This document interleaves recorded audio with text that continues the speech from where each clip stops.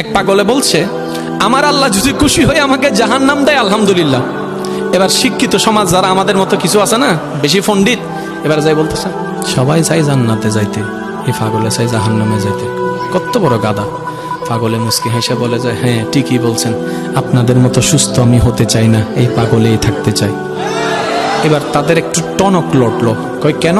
সবাই চাই জান্নাত, তুমি চাচ্ছ জাহান্নাম। বলে যে ভাইয়ারা, আপনারা মনে আমার কথাটা খেয়াল করেন নাই, আমি বলেছি আমার রব যদি খুশি হয়ে, আমার রব যদি খুশি হয়ে আমাকে জাহান্নাম দেয়, আমি সেটাও নিতে রাজি। বলে যে এখনো বুঝলাম না। পাগল বলে জ্ঞান দিয়ে রবের বিষয় বোঝা যায় না, দিল দিয়ে বুঝতে হয়। আরে শুনো, রব যখন খুশি হয়ে যাবে জাহান্নামটা জান্নাত হয়ে যাবে, রব যখন নারাজ হয়ে যাবে জান্নাতটা জাহান্নাম হয়ে যাবে।